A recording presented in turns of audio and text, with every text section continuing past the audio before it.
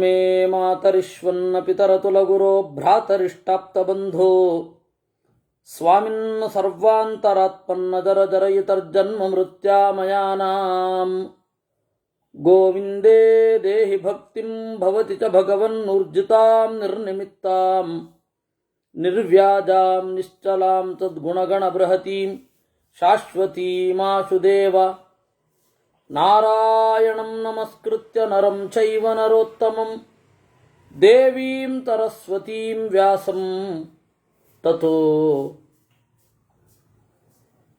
ಜಯಮುದೀರಯೇ ವಿಜಾನತಾಂ ಅವಿತ್ತಸ್ಯ ಮಧ್ವಸ್ಯ ಜಗತಿ ಗುರೋಃ ಪೂರ್ವಾಚಾರ್ಯಮಹಿಷ್ಠಾನಾಮಿಯಂ ಪ್ರಣತಿಮಾಲಿಕಾ ಪೂರ್ಣಜ್ಞಾನಾಯ ವಿದ್ಮಹೇ ಪೂರ್ಣಾನಂದಾಯ ಧೀಮಹಿ ತನ್ನೋ ವ್ಯಾಸ ಪ್ರಚೋದಯಾತ್. ಹೋದ ಬಾರಿ ನಾವು ನೋಡಿದಾಗ 189ನೇ ಅಧ್ಯಾಯ ಬೃಹಸ್ಪತಿ ಮತ್ತು ಮನುವಿನ ಸಂವಾದ. ಬೃಹಸ್ಪತಿಯ ಪ್ರಶ್ನೆ ಜ್ಞಾನದ ಫಲವೇನು, ವೇದವನ್ನು ಚಿಂತನೆ ಮಾಡಿದಾಗ ಒಳಗಿನ ಬೆಳಕು ಉಂಟಾಗತ್ಯೇ ಇಲ್ಲವೇ, ಕರ್ಮದ ಫಲ ಸಿಗಬೇಕು ಅಂದರೆ ಏನು ಮಾಡಬೇಕು, ಆಮೇಲೆ ಈ ಭೌತಿಕವಾದ ಎಲ್ಲ ಪಂಚಭೂತಗಳು ಯಾರಿಂದ ಹುಟ್ಟಿದವು, ಜ್ಞಾನಕ್ಕೆ ಯಾಕೆ ಅಷ್ಟು ಪ್ರಾಶಸ್ತ್ಯ, ಋಗ್ವೇದ ಯಜುರ್ವೇದ ಸಾಮವೇದ ನಕ್ಷತ್ರಗತಿ ನಿರುಕ್ತ ಮೊದಲಾದವುಗಳನ್ನೆಲ್ಲ ನಾನು ತಿಳಿದಿದ್ದೇನೆ, ಆದರೆ ನ ವೇದ್ಮಿ, ಪಂಚಭೂತಗಳ ಮತ್ತು ಜೀವರ ಸ್ವಭಾವವನ್ನು ನಾನು ತಿಳಿದಿಲ್ಲ, ಅದರಿಂದಾಗಿ ನನಗೆ ಜ್ಞಾನದ ಫಲವನ್ನೆಲ್ಲ ಹೇಳ್ರಿ ಅಂತಂದಾಗ ಬೃಹಸ್ಪತ್ಯಾಚಾರ್ಯರು ಕರ್ಮ ಅನ್ನೋದು ಜ್ಞಾನಕ್ಕೆ ಸಹಕಾರಿಯಾಗಬೇಕು, ಕರ್ಮವೇ ಪ್ರಧಾನ ಅಲ್ಲ, ಕರ್ಮಕ್ಕೆ ಒಂದು ಗುರಿ ಇದೆ, ಕರ್ಮದ ದಾರಿಯಲ್ಲಿ ಜ್ಞಾನದ ಗುರಿಯನ್ನ ಸೇರಿ ಜ್ಞಾನವನ್ನು ಪಡೆದು ಬೇರೆ ಕಡೆಗೆ ಹೋಗಬೇಕು ಅಂತ ಹೇಳಿ ನಿರೂಪಣೆ ಮಾಡಿದ್ರು. ಅದನ್ನ ನಾವು ಈಗ ನೋಡ್ತಾ ಇದ್ದೇವೆ. ನಾವು 13ನೇಯದ್ದಕ್ಕೆ ಸಿಕ್ಕಿತ್ತು. 13ನೆಯ ಶ್ಲೋಕವನ್ನು ನಾವು ನೋಡುವಲ್ಲಿಗೆ ಅದು ಉಳಿದಿತ್ತು. ಜ್ಞಾನಂತು ವಿಜ್ಞಾನ ಗುಣೋಪಪನ್ನಂ ಕರ್ಮಾಶುಭಂ ಪಶ್ಯತಿ ವರ್ಜನೀಯಂ. ಜ್ಞಾನಂತು ವಿಜ್ಞಾನ ಗುಣೋಪಪನ್ನಂ, ಜ್ಞಾನ ಅನ್ನೋದು ವಿಜ್ಞಾನದ ಗುಣದಿಂದ ಕೂಡಿದರೆ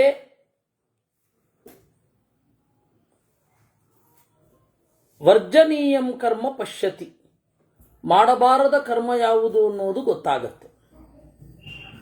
ಸರ್ಪಾನ್ ಕುಶಾಗ್ರಾಣಿ ತಥೋಪದಾನಂ ತಥೋದಪಾನಂ ಜ್ಞಾತ್ವಾ ಮನುಷ್ಯಾಃ ಪರಿವರ್ಜಯಂತಿ ಅಜ್ಞಾನತಸ್ತತ್ರ ಪತಂತಿ ಮೂಢಾಃ ಜ್ಞಾನೇ ಫಲಂ ಪಶ್ಯ ಯಥಾ ವಿಶಿಷ್ಟಂ. ಕಣ್ಣಿನಿಂದ ನೋಡಿದರೆ ಹಾವಿರುವ ದಾರಿಯನ್ನು ಬಿಡುತ್ತಾರೆ, ಕಣ್ಣಿನಿಂದ ನೋಡಿದರೆ ಮುಳ್ಳನ್ನು ಮೆಟ್ಟುವುದಿಲ್ಲ, ಕಣ್ಣಿಂದ ನೋಡಿದರೆ ಬಾವಿಯಲ್ಲಿ ಬೀಳುವುದಿಲ್ಲ, ಬೀಳೋದೇ ಆದರೆ ಅಜ್ಞಾನದಿಂದ. ಅದರಿಂದ ಜ್ಞಾನೇ ಫಲಂ ಪಶ್ಯ ಯಥಾ ವಿಶಿಷ್ಟಂ, ಜ್ಞಾನ ಪಡೆದರೆ ವಿಶಿಷ್ಟ ಫಲ. ಈ ಲೋಕದಲ್ಲಿಯೇ ಅರಿವಿದ್ದರೆ ಫಲ, ಅರಿವಿದ್ದರೆ ಫಲ, ಅರಿವಿಲ್ಲದಿದ್ದರೆ ಫಲವಿಲ್ಲ. ಇಷ್ಟನ್ನ ನೋಡಿದ ಮೇಲೆ 15 ಶ್ಲೋಕ ಆಗತ್ತೆ. 16ನೇ ಶ್ಲೋಕವನ್ನು ನೋಡೋಣ. ಇತಿ ಪೂರ್ವಕಥಾನುವಾದ. ಕೃತ್ಸ್ನಾಶ್ಚ ಮಂತ್ರ ವಿಧಿವತ್ ಪ್ರಯುಕ್ತಾ ಯಜ್ಞಾಯಥೋಕ್ತಾಃ ಸಹ ದಕ್ಷಿಣಾಶ್ಚ ಅನ್ನಪ್ರದಾನಂ ಮನಸಃ ಸಮಾಧಿ ಪಂಚಾತ್ಮಕಂ ಕರ್ಮ ಫಲಂ ವದಂತಿ. ಹಾಗಾದರೆ ಕರ್ಮಕ್ಕೆ ಫಲ ಇಲ್ಲವೇ ಅಂದರೆ ಇದೆ ಅಂತಾರೆ. ಕರ್ಮದ ಫಲ ಏನು ಅಂದರೆ ವಿಧಿವತ್ತಾಗಿ ಮಂತ್ರಗಳನ್ನು ಬಳಸುವುದು, ದಕ್ಷಿಣ ಅಂದರೆ ಜ್ಞಾನಪೂರ್ವಕವಾದ ಬಾಳು. ದಕ್ಷಿಣಾ ಜ್ಞಾನ ಸಂದೇಶ ಅಂತ ಕೃಷ್ಣ 11ನೆಯ ಸ್ಕಂಧದಲ್ಲಿ ಹೇಳ್ತಾನೆ. ಅದರಿಂದಾಗಿ ಯಜ್ಞ ದಕ್ಷಿಣ ಅಂದರೆ ಜ್ಞಾನಪೂರ್ವಕವಾದ ಬಾಳು. ಅದರಿಂದಾಗಿ ಪುರೋಹಿತರಿಗೆ ಕೊಡುವ ಸಂಭಾವನೆಯನ್ನು ದಕ್ಷಿಣ ಅಂತ ಕರೀತಾರೆ. ಯಾಕೆಂದರೆ ಜ್ಞಾನ ಸಾಧನ ಆಗತ್ತೆ ಅಂತನ್ನುವ ಭರವಸೆಯ ಮೇಲೆ. ಅನ್ನ ಪ್ರದಾನಂ, ಆಮೇಲೆ ಕರ್ಮದ ಒಂದು ಫಲ ಏನು ಅಂತಂದರೆ ಪ್ರತಿಯೊಬ್ಬರೂ ಅವರವರ ಅನ್ನವನ್ನು ಪಡೆದುಕೊಳ್ಳುತ್ತಾರೆ, ಅದು ಕರ್ಮದ ಫಲ. ಎಲ್ಲಕ್ಕೂ ಮಿಗಿಲಾಗಿ ಮನಸ್ಸು ಸಮಾಧಿ, ಮನಸ್ಸು ಶಾಂತವಾಗಿ ಇರುತ್ತೆ. ನಮ್ಮ ಕರ್ಮವನ್ನು ನಾವು ಮಾಡಿದರೆ ತೃಪ್ತಿಯಿಂದ ಇರ್ತೇವೆ. ಇಲ್ಲ ಅಂದರೆ ಏನೋ ಒಂದು ಕೊರತೆ. ಕರ್ಮ ಅಂತಂದರೆ ಇಲ್ಲಿ ಜಾಬ್ ಅಂತ ಅರ್ಥ ಮಾಡ್ಕೊಳ್ಬೇಡಿ. ಕರ್ಮ ಅಂತ ಹೇಳಿದ್ರೆ ನಮ್ಮ ಕರ್ತವ್ಯ. ನಾವು ಯಾವ ಅವಸ್ಥೆಯಲ್ಲಿ ಇದ್ದೇವೆ ಆವಾಗಿನ ಒಂದು ಕರ್ತವ್ಯ, ಮಾಡಲೇಬೇಕಾದದ್ದು. ಅದನ್ನು ಮಾಡ್ತಾ ಇದ್ದರೆ ಮನಸ್ಸು ಸಮಾಧಾನದಿಂದ ಇರುತ್ತೆ. ಪಂಚಾತ್ಮಕಂ ಕರ್ಮಫಲಂ ವದಂತಿ, ಇದು ಕರ್ಮದ ಫಲ. ಗುಣಂ ಕರ್ಮ ವದಂತಿ ವೇದಾ ತೇಭ್ಯೋ ಮಂತ್ರ ಮೂಲಂ ಹಿ ಕರ್ಮ ವಿಧಿರ್ವಿಧೇಯಂ ಮನಸೋಪಪತ್ತಿ ಫಲಸ್ಯ ಭೋಕ್ತಾ ಚ ತಥಾ ಶರೀರೀ. ಗುಣಂ ಕರ್ಮ ವದಂತಿ ವೇದಾ, ವೇದ ಕರ್ಮದ ಗುಣವನ್ನು ಹೇಳುತ್ತೆ, ಕರ್ಮದ ಸಮಸ್ಯೆಯನ್ನು ಹೇಳುತ್ತೆ. ಏನು ನೀವು ಯಾವ ಕರ್ಮವನ್ನು ಮಾಡಿದರೆ ಇದಾಗಬಾರದೋ ಅದನ್ನು ಮಾಡಿ ಅಂತ ಹೇಳುತ್ತೆ. ಯಾವ ಕರ್ಮವನ್ನು ಮಾಡಿದರೆ ಒಳ್ಳೆಯದಾಗತ್ತೋ ಅದನ್ನು ಮಾಡಿ ಅಂತ ಹೇಳುತ್ತೆ. ವೇದ ಹೇಳೋದಷ್ಟೆ. ನಂತರ ಕಾಲಕ್ಕೆ ತಕ್ಕ ಹಾಗೆ ಇದನ್ನು ಮಾಡಬೇಕು, ಇದನ್ನು ಮಾಡಬಾರದು ಅಂತ ವೇದವನ್ನು ಅನುಸರಿಸಿ ಪೌರುಷೇಯ ಗ್ರಂಥಗಳು ಬಂದಿರೋದು. ಅದು ಕಾಲಕ್ಕೆ ಅನುಗುಣವಾಗಿ ಇರುತ್ತೆ. ಈಗ ಒಂದು ಧರ್ಮಸ್ಮೃತಿಯನ್ನು ನೀವು ಬರೆಯೋದಾದರೆ ಅದರಲ್ಲಿ ಪ್ಲಾಸ್ಟಿಕ್ಕನ್ನು ಹೆಚ್ಚು ಉಪಯೋಗಿಸಬಾರದು ಅಂತಲೇ ಬರುತ್ತೆ. ಹಾಗೆ ನಾನು ಹೇಳಿದ್ದು. ಅದೆಲ್ಲ ಹೊರಗಡೆಯ ಸಂಗತಿಗಳು. ಅದನ್ನು ನೋಡಿಕೊಂಡು ಏನು ಮಾಡಬೇಕು, ಏನು ಮಾಡಬಾರದು ಇತ್ಯಾದಿಗಳೆಲ್ಲ ತೀರ್ಮಾನ ಆಗತ್ತೆ. ಅದರಿಂದಾಗಿ ವೇದ ಏನು ಹೇಳುತ್ತೆ? ಗುಣಂ ಕರ್ಮ ವದಂತಿ ವೇದಾ. ಗುಣ ಯಾವುದು, ಅಗುಣ ಯಾವುದು? ತೇಭ್ಯೋ ಮಂತ್ರಾ ಮಂತ್ರ ಮೂಲಂ ಹಿ ಕರ್ಮ. ತೇಭ್ಯೋ ಮಂತ್ರಾ, ವೇದದಿಂದ ಮಂತ್ರಗಳು, ವೇದದಿಂದ ಮಂತ್ರಗಳು. ಮಂತ್ರ ಅಂದರೆ ವೇದದಿಂದ ನಾವೇನು ಪಡಿತೇವೆ, ಮನನ ಮಾಡಿದರೆ ಯಾವುದರಿಂದ ನಮಗೆ ರಕ್ಷಣೆ ಸಿಗತ್ತೋ ಆ ಮಂತ್ರಗಳನ್ನು ಪಡಿತೇವೆ. ಅಂದರೆ ಹೊರಗಡೆಯಿಂದ ರಕ್ಷಣೆ ಕೊಡೋದಲ್ಲ ವೇದ, ಒಳಗಡೆ ಇದ್ದು ರಕ್ಷಣೆ ಕೊಡೋದು. ವೇದವನ್ನು ನೀವು ಚಿಂತನೆ ಮಾಡ್ತಾ ಇದ್ದರೆ ಆ ವೇದದಲ್ಲಿರುವ ಮಂತ್ರಗಳು ನಮ್ಮ ಮನಸ್ಸಿನ ಮೇಲೆ ಪರಿಣಾಮ ಬೀರಿ ನಾವು ದೃಢವಾಗಿ ಹೊರಗಡೆಯ ಆಪತ್ತಿನಿಂದ ರಕ್ಷಣೆಯನ್ನು ಹೊಂದುತ್ತೇವೆ. ವೇದ ಏನು ಮಾಡುತ್ತೆ ಅಂತ ಕೇಳಿದ್ರೆ ನಿಮ್ಮ ಒಳಗನ್ನು ಗಟ್ಟಿ ಮಾಡುತ್ತೆ. ಒಳಗಡೆ ಗಟ್ಟಿ ಆದರೆ ಮುಗೀತಲ್ಲ, ಹೊರಗಡೆಯಿಂದ ರಕ್ಷಣೆ ಸಿಕ್ಕೇ ಸಿಗತ್ತೆ. ಹೊರಗಡೆಯಿಂದ ರಕ್ಷಣೆ ಎಷ್ಟಿದ್ರೂ ಮನಸ್ಸಿನ ಒಳಗಡೆ ಪುಕ್ಕಲುತನ ಇದ್ದರೆ, ಮನಸ್ಸಿನ ಒಳಗಡೆ ಕ್ಲಾರಿಟಿ ಇಲ್ಲದೆ ಹೋದರೆ, ಮನಸ್ಸಿನಲ್ಲಿ ಅಜ್ಞಾನ ಇದ್ದರೆ ಹೊರಗಡೆಯಿಂದ ಏನಿದ್ರೂ ವೇಸ್ಟ್. ಇನ್ನರ್ ಇಂಜಿನಿಯರಿಂಗ್ ಅಂತ ಹೇಳಿ ಸದ್ಗುರು ಅವರೆಲ್ಲ ಹೇಳ್ತಾ ಇರ್ತಾರೆ, ಆ ಇನ್ನರ್ ಇಂಜಿನಿಯರಿಂಗ್ ಅನ್ನೋ ಕಾನ್ಸೆಪ್ಟನ್ನು ಮಾತ್ರ ತಗೋಣ. ಅದು ಯಾವುದರಿಂದ ಆಗತ್ತೆ? ಅವರೆಲ್ಲ ಏನು ಹೇಳ್ತಾರೆ ಅದೆಲ್ಲ ಬೇಡ. ಒಳಗಡೆಯ ಶಕ್ತಿ ಅದು ಯಾವುದರಿಂದ ನಾವು ಪಡಿಬೇಕು ಅಂದರೆ ವೇದದಿಂದಲೇ ಪಡಿಬೇಕು. ಯಾಕೆಂದರೆ ವೇದ ಹೇಳುವ ಮಂತ್ರ ಮನನಾತ್ ತ್ರಾಯತೆ. ನಾವು ಮನನ ಮಾಡ್ತಾ ಇದ್ರೆ ನಮಗೆ ಒಳಗಡೆಯಿಂದ ರಕ್ಷಣೆ ಸಿಗತ್ತೆ.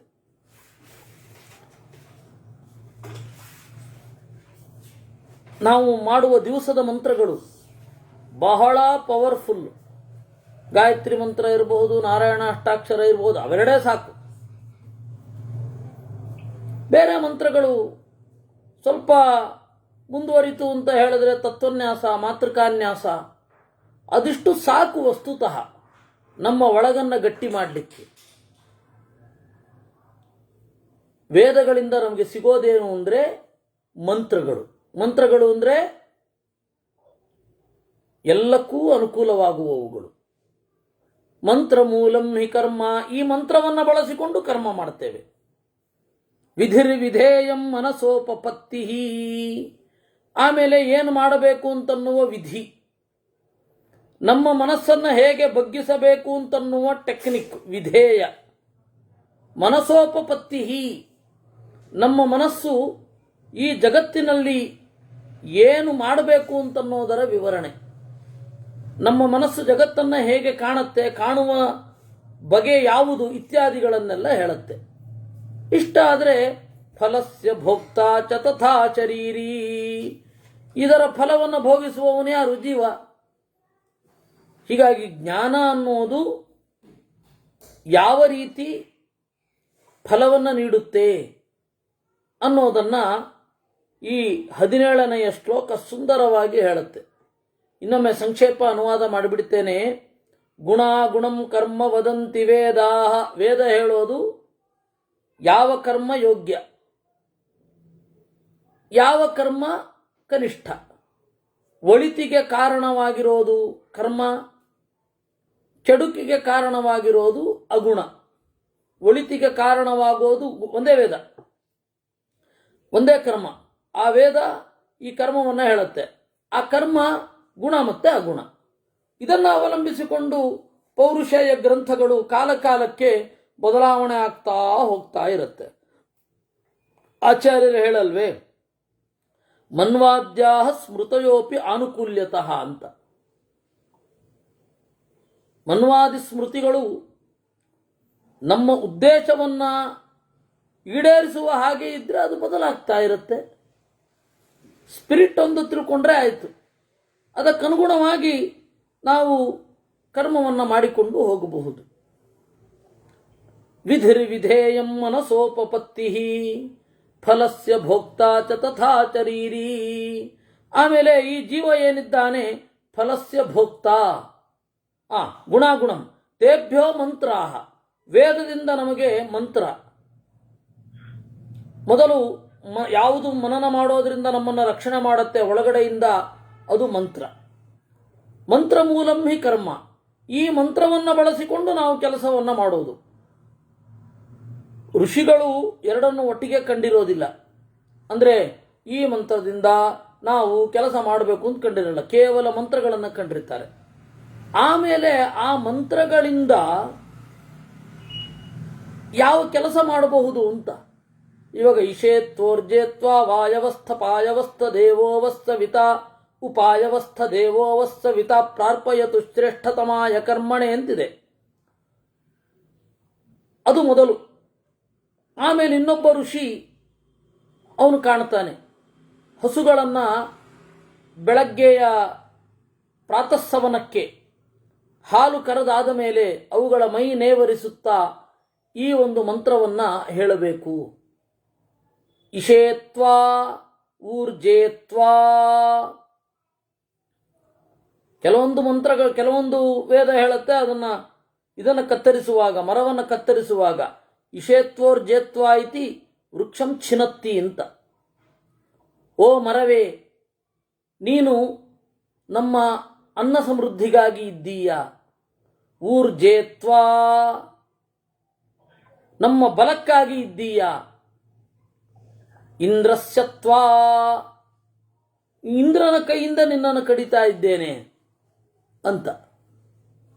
ಇನ್ನು ಹಸುವನ್ನ ನೇವರಿಸುತ್ತಾ ಉಪಾಯವಸ್ಥಾ ಶ್ರೇಷ್ಠತಮಾಯ ಕರ್ಮಣೇ ಅಂತ. ಈಗ ವಾಯವಃ ಸ್ಥಾ, ಹೊರಡಿರಿ. ಉಪಾಯವಃ ಸ್ಥಾ, ಮರಳಿ ಬನ್ನಿರಿ. ನಿಮ್ಮ ಬದುಕು ಶ್ರೇಷ್ಠತಮಾಯ ಕರ್ಮಣೆ, ನಮ್ಮ ಶ್ರೇಷ್ಠವಾದ ಕೆಲಸಕ್ಕಾಗಿ ಆಗಲಿ. ಈ ಮಂತ್ರವನ್ನೇ ಶುಕ್ಲ ಯಜುರ್ವೇದ ಬೇರೆ ರೀತಿ ನೋಡುತ್ತೆ, ಕೃಷ್ಣ ಯಜುರ್ವೇದದ ಬ್ರಾಹ್ಮಣಗಳು ಬೇರೆ ರೀತಿ ನೋಡ್ತವೆ. ಅದರಿಂದ ಮಂತ್ರ ಮೂಲಂಹಿ ಕರ್ಮ, ಮಂತ್ರ ಒಂದಿರುತ್ತೆ, ಅದರ ಕರ್ಮಗಳು ಬೇರೆ ಬೇರೆ ರೀತಿಯಾಗಿ, ಅದರಿಂದ ಮಾಡಬಹುದಾದ ಕರ್ಮಗಳು ಬೇರೆ ಬೇರೆ ರೀತಿಯಾಗಿ ಇರುತ್ತೆ. ಇನ್ನು ವಿಧಿ ವಿಧೇಯ, ಮಾಡಬೇಕು ಅಂತನ್ನುವ ಅಣತಿ, ನಾವು ನಮ್ಮನ್ನು ಹೇಗೆ ನಿಗ್ರಹ ಮಾಡಿಕೊಳ್ಬೇಕು ಅಂತನ್ನುವ ರೀತಿ, ಮನಸೋಪಪತ್ತಿ, ನಮ್ಮ ಮನಸ್ಸನ್ನು ಎತ್ತರಕ್ಕೆ ಒಯ್ದು ಯಾವುದು ಈಗ ಮಾಡಲು ಯೋಗ್ಯವಾದದ್ದು ಅಂತ ಹೊಳಹನ್ನು ಕೊಡುತ್ತೆ, ಅದು ಮನಸೋಪಪತ್ತಿ. ಈ ಥರದ ಫಲವನ್ನು ಉಣ್ಣುವವ ಜೀವ. ಜ್ಞಾನ ಇಷ್ಟು ಮುಖ್ಯ. ಶಬ್ದಾಶ್ಚ ರೂಪಾಣಿ ರಸಾಶ್ಚ ಪುಣ್ಯಾ ಸ್ಪರ್ಶಾಶ್ಚ ಗಂಧಾಶ್ಚ ಶುಭಾಸ್ತಥೈವ ನರೋ ರಹಸ್ಥಾನಗತ ಪ್ರಭು ಸ್ಯಾತ್ ಏತತ್ ಫಲಂ ಸಿದ್ಧ್ಯತಿ ಕರ್ಮಣೋಸ್ಯ. ಶಬ್ದ, ಕರ್ಮದ ಫಲ ಯಾವುದು ಅಂದರೆ ಶಬ್ದ, ಒಳ್ಳೆಯ ಶಬ್ದ ಅಲ್ವಾ. ಯಾವುದೇ ವಾದ್ಯದಿಂದ ಕೆಟ್ಟ ಸ್ವರವನ್ನು ಹೊರಡಿಸಬಹುದು. ಕರ್ಮ ಇತ್ತು ಅಂದರೆ ಯಾವುದೇ ವಾದ್ಯ, ಒಳ್ಳೆ ಕರ್ಮ ಇತ್ತು ಅಂದರೆ ಯಾವುದೇ ವಾದ್ಯದಿಂದ ಇಂಪಾದ ಧ್ವನಿ ಹೊರಡುತ್ತೆ. ಶಬ್ದಾಶ್ಚ ರೂಪಾಣಿ ರಸಾಶ್ಚ ಪುಣ್ಯಾ, ರಸಗಳು, ಸ್ಪರ್ಶಗಳು, ಗಂಧಗಳು, ಇವುಗಳನ್ನು ಮಾಡುತ್ತೆ. ಇದನ್ನು ಕರ್ಮ ಚೆನ್ನಾಗಿ ಮಾಡುತ್ತೆ. ಎಲ್ಲಕ್ಕಿಂತ ಮಿಗಿಲಾಗಿ ಕರ್ಮ ಒಲಿದರೆ ನರೋ ರಹಸ್ಥಾನಗತ ಪ್ರಭು ಸ್ಯಾತ್, ಒಬ್ಬನೇ ಇದ್ರೂ ತನ್ನೆಲ್ಲ ಕೆಲಸಗಳನ್ನು ಮಾಡಿಕೊಳ್ತಾನೆ. ಏತತ್ ಫಲಂ ಸಿದ್ಧ್ಯತಿ ಕರ್ಮಣೋಸ್ಯ ಯಜ್ಜರೀರೇಣ ಕರೋತಿ ಕರ್ಮ ಶರೀರಯುಕ್ತಸ್ತಮುಪಾಶ್ನುತೆ ತತ್ ಶರೀರಮೇವಾಯತನಂ ಸುಖಸ್ಯ ದುಃಖಸ್ಯ ಚಾಪ್ಯಾಯತನಂ ಶರೀರಂ. ಶರೀರದಿಂದ ಯಾವ ಯಾವ ಕರ್ಮವನ್ನು ಮಾಡ್ತಾನೆ ಆ ಕರ್ಮಗಳನ್ನು ಶರೀರಯುಕ್ತನಾಗಿಯೇ ಅನುಭವಿಸ್ತಾನೆ, ಒಳ್ಳೆಯದಾಗಲಿ ಕೆಟ್ಟದಾಗಲಿ. ಸಮಾಜವಾದ ಹೊರಟಿದ್ದೇ ಹಾಗೆ. ಮಗು ಯಾವ ತಪ್ಪು ಮಾಡಿಲ್ಲ, ಅದಕ್ಕೆ ಯಾಕೆ ಅಂಗವೈಕಲ್ಯ ಇರುತ್ತೆ, ಅದರಿಂದಾಗಿ ದೇವರು ಅನ್ನೋದೊಂದಿಲ್ಲ ಅಂತ ಹೊರಟರು. ಅಲ್ಲ, ದೇವರು ಅನ್ನೋದೊಂದು ಇರೋದಕ್ಕಾಗಿಯೇ ಹೋದ ಜನ್ಮದಲ್ಲಿ ಮಾಡಿದ ಪಾಪಕ್ಕೆ ಈ ಜನ್ಮದಲ್ಲಿ ಶಿಕ್ಷೆ. ಅಲ್ಲ, ಹೋದ ಜನ್ಮದಲ್ಲೇ ಯಾಕೆ ದುಃಖ ಬರಲಿಲ್ಲ ಅಂತ ಹೇಳಿದ್ರೆ ಆ ಸುಖವನ್ನು ಅನುಭವಿಸ್ಲಿಕ್ಕಿತ್ತು ಅಲ್ಲಿ. ಆದ್ದರಿಂದ ಕೈಕಾಲಿದ್ದು ಮಾಡುವ ಕರ್ಮ ಕೆಟ್ಟ ಕೆಲಸ, ಮುಂದೆ ಅದು ಅದರ ಫಲವೇ ಆಗಬೇಕು. ಹೀಗಾಗಿ ದೇವರಿರೋದ್ರಿಂದ ಈ ಜನ್ಮಕ್ಕೆ ಇಷ್ಟು ಕರ್ಮ ಫಲ ಅಂತ ಹೇಳಿ ವಿಭಾಗಿಸಿ ಕೊಡ್ತಾನೆ. ಇಲ್ಲಾಂದ್ರೆ ಎಲ್ಲ ಒಟ್ಟಿಗೆ ಕೊಟ್ಟರೆ ಅನುಭವಿಸ್ಲಿಕ್ಕೆಲ್ಲ ಆಗಬೇಕು. ಅದರಿಂದ ಶರೀರಮೇವಾಯತನಂ ಸುಖಸ್ಯ, ಸುಖಕ್ಕೂ ಶರೀರವೇ ಆಸರೆ, ದುಃಖಕ್ಕೂ ಶರೀರವೇ ಆಸರೆ. ವಾಚಾಚ ಯತ್ಕರ್ಮ ಕರೋತಿ ಕಿಂಚಿತ್ ವಾಚೈವ ತರ್ವಂ ತಮುಪಾಶ್ನುತೆ ತತ್ ಮನಸ್ತು ಯತ್ಕರ್ಮ ಕರೋತಿ ಕಿಂಚಿತ್ ಮನಸ್ಥಮೇವೇದಮುಪಾಶ್ನುತೆ ತತ್. ಮಾತಿನಿಂದ ಮಾಡಿದ ಕರ್ಮವನ್ನು ಮಾತಿನ ಮೂಲಕವೇ ಅನುಭವಿಸ್ತಾನೆ. ಈ ಜನ್ಮದಲ್ಲಿ ಬಹಳ ಚುಚ್ಚಿ ಮಾತನಾಡಿದರೆ ಮುಂದಿನ ಜನ್ಮದಲ್ಲಿ ಚುಚ್ಚಿ ಮಾತನಾಡೋದ್ರಿಂದ ಇವನಿಗೆ ನೋವಾಗುವ ಹಾಗಿರುತ್ತೆ. ಮನಸ್ತು ಯತ್ಕರ್ಮ ಕರೋತಿ ಕಿಂಚಿತ್, ಮನಸ್ಸಿನ ಮೂಲಕವಾಗಿ ಕೆಟ್ಟ ಕೆಲಸ ಮಾಡಿದರೆ ಮನಸ್ಸಿನ ಮೂಲಕವಾಗಿಯೇ ದುಃಖವನ್ನು ಅನುಭವಿಸಬೇಕು. ಯಥಾ ಗುಣಂ ಕರ್ಮ ಗುಣಂ ಫಲಾರ್ಥಿ ಕರೋತ್ಯಯಂ ಕರ್ಮ ಫಲೇ ನಿವಿಷ್ಟಃ ತಥಾ ತಥಾಯಂ ಗುಣವತ್ ಪ್ರಯುಕ್ತಃ ಶುಭಾಶುಭಂ ಕರ್ಮ ಫಲಂ ತ ಭುಂಕ್ತೆ. ಗುಣಕ್ಕೆ ಅನುಗುಣವಾಗಿ ಯಥಾಗುಣಂ ಕರ್ಮಗುಣಂ, ಕರ್ಮದ ಗುಣವನ್ನು ನೋಡಿಕೊಂಡು ಫಲವನ್ನು ಬಯಸುವವ ಕೆಲಸ ಮಾಡಬೇಕು. ಕರ್ಮ ಫಲದಲ್ಲಿ ನೆಲೆಗೊಳ್ಳಬೇಕು. ತಥಾ ತಥಾಯಂ ಗುಣವತ್ ಪ್ರಯುಕ್ತ. ಹಾಗೆ ಹಾಗೆ ಆಯಾ ಗುಣವನ್ನು ಗಮನದಲ್ಲಿಟ್ಟುಕೊಂಡು ತನ್ನ ಕೆಲಸವನ್ನು ಮಾಡಬೇಕು. ಶುಭಾಶುಭಂ ಕರ್ಮ ಫಲಂಚ ಭುಂಕ್ತೆ. ಒಳಿತು ಕೆಡಕುಗಳನ್ನು ಕರ್ಮದ ಫಲವಾಗಿ ಉಣ್ಣುತ್ತಾನೆ. ಮತ್ಸ್ಯೋ ಯಥಾ ಸ್ರೋತ ಇವಾಭಿಪಯಾತಿ ತಥಾ ಕೃತಂ ಪೂರ್ವಮುಪೈತಿ ಕರ್ಮ. ಶುಭೇತ್ವಸೌ ತುಷ್ಯತಿ ದುಷ್ಕೃತೇತು ನ ತುಷ್ಯತೆ ವೈ ಪರಮಶರೀರೀ. ಹೇಗೆ ಮೀನು ಪ್ರವಾಹಕ್ಕೆ ಅನುಗುಣವಾಗಿ ಹೋಗುತ್ತೆ, ಆ ರೀತಿ ನಮ್ಮ ಕರ್ಮ ಅನ್ನೋದು ಹೇಗೆ ಹೋಗುತ್ತೋ ಹಾಗೆ ನಾವು ಸುಖ ದುಃಖಗಳನ್ನು ಅನುಭವಿಸ್ತೇವೆ. ಒಳಿತು ಮಾಡಿದ್ದರೆ ಸುಖ, ಕೆಡುಕು ಮಾಡಿದರೆ ಸುಖವಿಲ್ಲ. ಆ ಕಾರಣದಿಂದ ನಾವು ಜ್ಞಾನವನ್ನು ಪಡೆಯಲಿಕ್ಕೆ ಪ್ರಯತ್ನ, ಯಾಕೆಂದ್ರೆ ನಮ್ಗೆ ಯಾವುದು ಒಳ್ಳೆಯದು ಅಂತ ಗೊತ್ತಿಲ್ಲ ಅಲ್ಲ. ಜ್ಞಾನ ಪಡೆದ ಮೇಲೂ ಗೊತ್ತಾಗೋದಿಲ್ಲ. ಏನು ಗೊತ್ತಾಗತ್ತೆ ಅಂತಂದ್ರೆ, ನಾವು ಈಗ ನೋಡ್ತಾ ಇರೋದು ಅತ್ಯಂತ ಅಲ್ಪದೃಷ್ಟಿ. ಪೂರ್ಣವಾಗಿ ನೋಡ್ತಾ ಇರೋನು ಅವನು. ಹೀಗಾಗಿ ಅವನಿಗೆ ಶರಣಾಗಬೇಕು ಅಂತ ಬುದ್ಧಿ ಬರುತ್ತೆ. ಶರಣಾಗತಿ ಅಂತನ್ನೋದು ಅತ್ಯಂತ ಉತ್ತಮವಾದದ್ದು.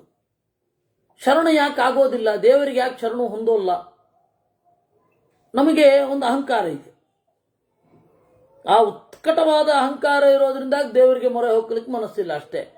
ಏನು ದೇವರಿಲ್ಲ ಅಂತ ಇವನಿಗೇನು ಸಾಕ್ಷಾತ್ಕಾರ ಆಗಿಲ್ಲ. ದೇವರಿದ್ದಾನೆ ಅಂತ ಆಸ್ತಿಕರಿಗೆ ಹೇಗೆ ತೋರಿಸ್ಲಿಕ್ಕೆ ಬರಲ್ವೋ ಹಾಗೆ ದೇವರಿಲ್ಲ ಅಂತ ನಾಸ್ತಿಕರಿಗೂ ತೋರಿಸ್ಲಿಕ್ಕೆ ಬರಲ್ಲ. ದೇವರಿದ್ದಾನೆ ಅಂತ ಹೇಳಿ ನೀವು ತೋರಿಸಿದ್ರೆ ನಮ್ಗೆ ತೋರಿಸ್ಲಿಕ್ಕೆ ಬರಲ್ಲಪ್ಪ. ಸರಿ, ದೇವರಿಲ್ಲ ಅಂತ ನೀವು ಎಲ್ಲ ಜಾಗವನ್ನು ನೋಡಿ ತೋರಿಸಿ ಅಂದರೆ ಅವ್ರಿಗೂ ಬರಲ್ಲ. ಅವ್ರಿಗೂ ಮಿತಿಗಳಿದೆ. ಈ ಭೂಲೋಕದ ಆಚೆ ಹೋಗ್ಲಿಕ್ಕಾಗಲ್ಲ, ಸಮುದ್ರದ ಒಳಗಡೆ ಬದುಕಲಿಕ್ಕಾಗಲ್ಲ. ಎಲ್ಲ ಹುಡುಕ್ತೀವಿ ಅಂದರೆ ಎಲ್ಲ ಜಾಗಗಳನ್ನು ಹುಡುಕ್ಲಿಕ್ಕಾಗತ್ತಾ? ಹುಡುಕಿ ಅವರು ಇಲ್ಲ ಅಂತ ಹೇಳಿ ತಿಳಿದಿಲ್ಲ. ನಾವು ಕೂಡ ಹುಡುಕಿ ಇದ್ದಾನೆ ಅಂತ ತಿಳಿದಿಲ್ಲ. ವಾಕ್ಯ ಪ್ರಮಾಣಕರಾಗಿ ಹೊರಟಿದ್ದೇವೆ, ಶಬ್ದ ಪ್ರಮಾಣವನ್ನು ಒಪ್ಪಿ ಹೊರಟಿದ್ದೇವೆ.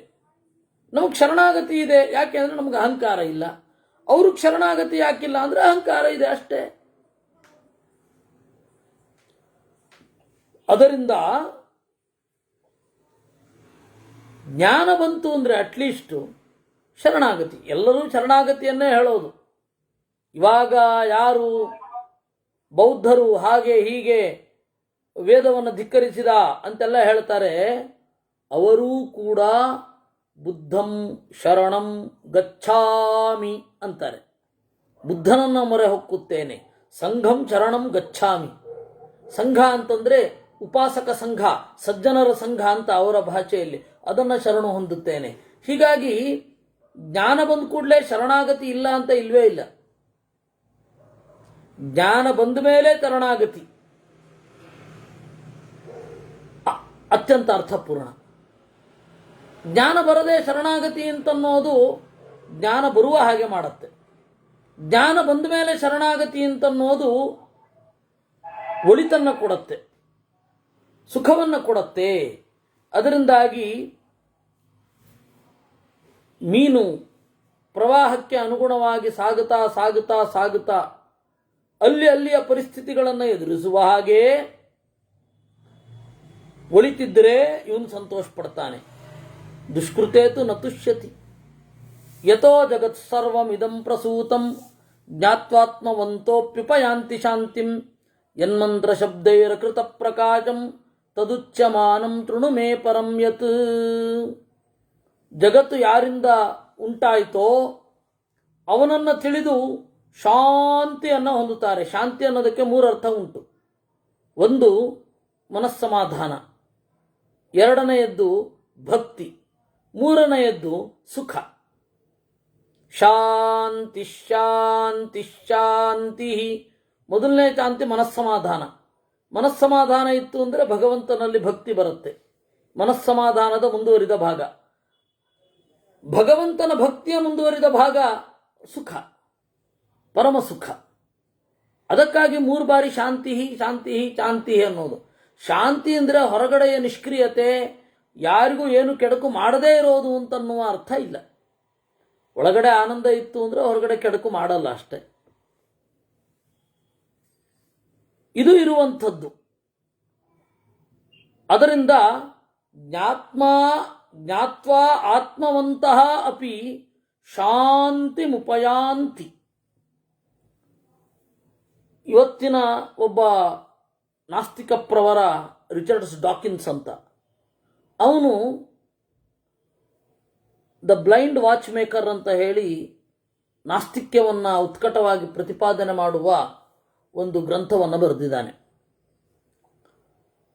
ಅದರಲ್ಲಿ ಒಂದು ವಾದವನ್ನು ಅವನು ತಿರಸ್ಕಾರ ಮಾಡಿದ್ದಾನೆ. ಯಾರ ವಾದವನ್ನು ತಿರಸ್ಕಾರ ಮಾಡಿದನೋ ಅವನ ಹೆಸರು ಪ್ಯಾಲೆ ಅಂತ.